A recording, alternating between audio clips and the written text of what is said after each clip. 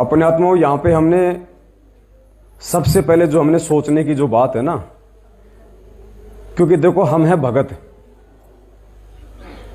और हमारे लिए सबसे बड़ा जो प्रमाण है, सबसे बड़ा जो शास्त्र है, वो गीता जी नहीं है, वेद कुरान पुराण बाइबल नहीं है।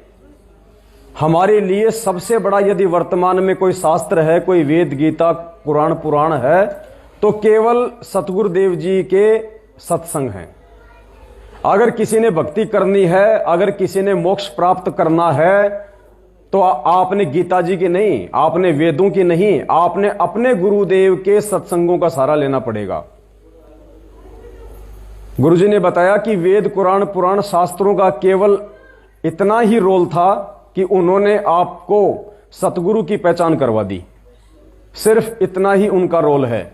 बाकी वेदों में परमात्मा नहीं है, गीता जी में परमात्मा नहीं है। अगर होता तो दुनिया कब का निकाल लेती। वेदों में, गीता में, इन धर्मशास्त्रों में केवल उस तत्वदर्शी संत की पहचान बताई है, उसकी प्राप्ति नहीं बताई, उसकी पहचान बताई है। और वो पहचान भी पूज्य गुरुदेव जी ने आके ही करवाई, वरना इस दुनिया में कोई उनकी पहचान करने में भी सक्षम नहीं। तो हमारे लिए सबसे बड़ा यदि कोई शास्त्र है, सबसे बड़ा यदि कोई प्रमाण है, तो केवल हमारे गुरुदेव के सत्संग है, हमारे गुरुदेव के द्वारा लिखित पुस्तकें हैं। अगर हमने यकीन करना है तो हमने उन्हीं पे करना होगा, अन्यथा दूसरा कोई आधार इस परमात्मा की प्राप्ति का नहीं है।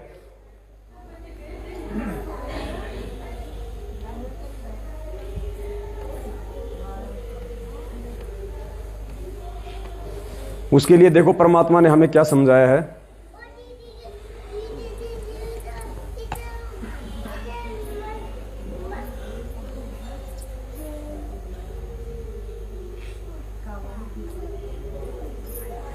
ये सत्संग सुनो, परमात्मा का मालिक ने हमें एक सत्संग के माध्यम से समझाया है, एक भगत का उदाहरण देके।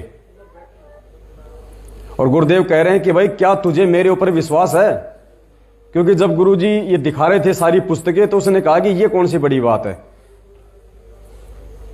तो गुरुजी ने कहा कि क्या आपको मेरे ऊपर विश्वास है, जो मैं शब्द बोल रहा हूं, क्या आपको मेरे ऊपर विश्वास है? तो उसने कहा कि जी इसका क्या प्रमाण है कि आप जो बोल रहे हो सही है? तो गुरुदेव ने उसको कहा कि नालायक, आश्रम से बाहर निकल जा। जब तुझे मेरे ऊपर विश्वास नहीं है, तू भक्ति करने के लायक प्राणी नहीं है। तो परमेश्वर ने उसको आश्रम से बाहर निकाल दिया। फिर बाद में उसको अपनी गलती का एहसास हुआ, वापस आके उसने गुरुदेव से माफी मांगी। वो घटना खाली यहां तक सीमित नहीं है पुण्यात्माओं, ये सारी घटनाएं हमें समझाने के लिए हैं कि आप लोगों ने इन शास्त्रों पे नहीं, आप लोगों ने मेरे वचनों पे विश्वास करना पड़ेगा। गुरुदेव ने अगर दिन में बोल दिया कि बेटा रात हो रही है, वो भले हमें वो दिन दिखाई दे रहा है, लेकिन हमने यही सोच के चलना है कि जो गुरुदेव कह रहे हैं वो सत्य है, ये मेरी ही आंखों का कोई भ्रम है। बाकी जो पूज्य गुरुदेव जी ने जो कह दिया वो फाइनल है।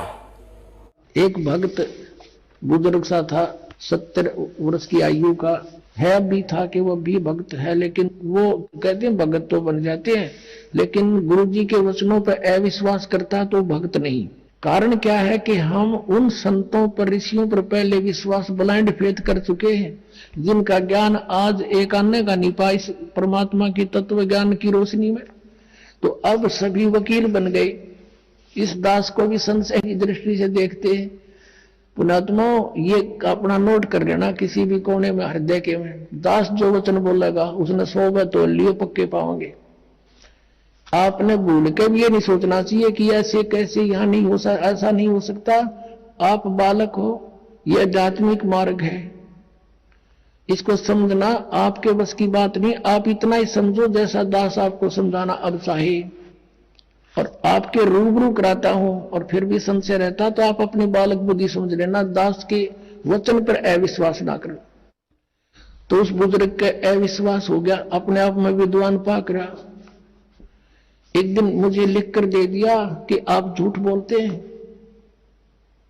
दुर्गा को प्रकृति नहीं कहते। तो इससे सिद्ध था कि उसने ये वचन नहीं सुन रखे दास के कहीं पर भी। इतना क्लियर कर देता है, जो ध्यान से सुने, या तो याद खा कर सो जाता था। फिर वो पूछा, मैं कहा भी आप बात कर सुन मेरी। आपने मुझ पर विश्वास नहीं, विश्वास कैसे हो, ये कहीं नहीं लिख रखा। मैंने कहा फिर आप आज के बाद यहां मत आना, आप जा सकते। उसको आश्रम से अलाउड नहीं रखा। वजह से नालायक आदमी, जब आपने गुरुजी पे विश्वास करा, प्रत्यक्ष दिखाता हूं और अच्छा प्रमाण दिखाता हूं, चला गया वो फिर 2 महीना के बाद आया, यहां से आ तो उसको वापस कर दिया कि नहीं, ऐसे अनाड़ी व्यक्ति की यहां आवश्यकता नहीं है। उसने फिर मुश्किल माच की, समझ में आ गया, देखा सचमुच में तो गलती कर दी, और भक्तों ने उसको प्रमाण दिए। कहां अंधे हो रहे हो तुम, फिर सत्संग क्या सुनते थे, तुम तो खा कर सो जाता होगा फिर सत्संग में। फिर उसने देखा, फिर क्षमा याचना की, कहने लगे जी हम तो बालक हैं, बेशक मैं अपने आप में घना समझदार बुद्धिमान समझू था, और आपके वचन पक्के पाए। तो पुण्यात्मा ये सत्कर मान लेना, दास जो बोलेगा सारी साची होंगी। तो पुण्यात्मा के कहने का मतलब है, जब तक हम अपने गुरुजी के अंदर परमेश्वर को नहीं देखेंगे, भगवान को नहीं देखेंगे, तब तक हमारी बात नहीं बनने वाली है। और हमने यही निर्णय करना है कि वास्तव में परमात्मा कौन है। अब आपको एक दूसरा एक सत्संग सुनाते हैं, पूज्य गुरुदेव जी का, ध्यान से सुनना, जिसमें एक भगत की गुरुजी चिट्ठी पढ़ के सुना रहे हैं। और उसमें वो भगत कह रहा है कि जब मैंने गुरुदेव के आश्रम में दर्शन किए और जब मुझे गुरुदेव के चरणों की सेवा मिली, तो जब मैं गुरुजी के जब मैं चरणों को दबाने लगा तो ऐसा लगा जैसे रुई से भी नरम, फोम की तरह। अर्थात हम अपने पूज्य गुरुदेव जी को 5 तत्व अर्थात हाड़ मांस के इस शरीर में आया हुआ ना माने। गुरुजी उसकी चिट्ठी पढ़ रहे हैं और उस भगत ने लिखा कि जब मैंने गुरुजी के पैर दबाए तो मुझे ऐसा लगा जैसे रुई, जैसे फोम होता है। और गुरुजी उसको पढ़ के आगे निकल गए। अर्थात अगर गुरुजी का शरीर ऐसा नहीं होता तो परमात्मा उसको कह देते, भैया तूने चिट्ठी में यूं क्यों लिखा है। तो परमेश्वर ने एक संकेत दे दिया खुद अपने मुख से पढ़ के।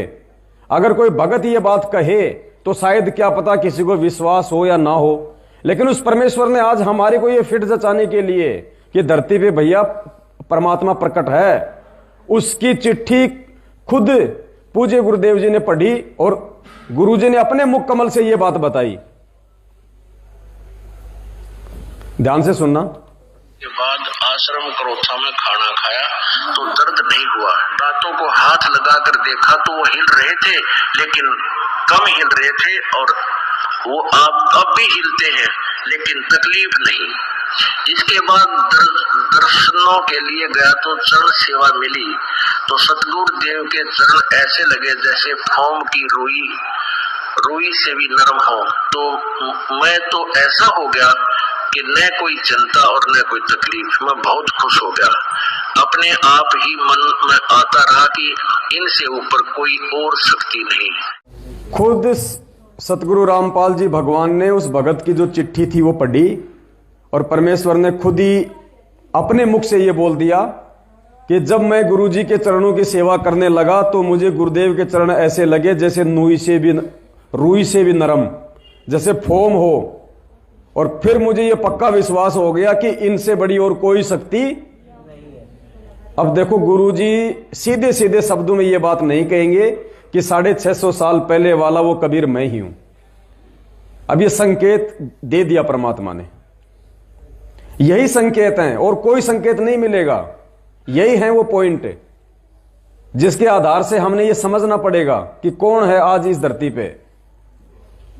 और जब तक हमारे को इतना विश्वास नहीं होगा पुण्यात्मों, बात नहीं बनेगी। जब तक हम 2 नाव की सवारी करेंगे हमारी बात नहीं बनेगी।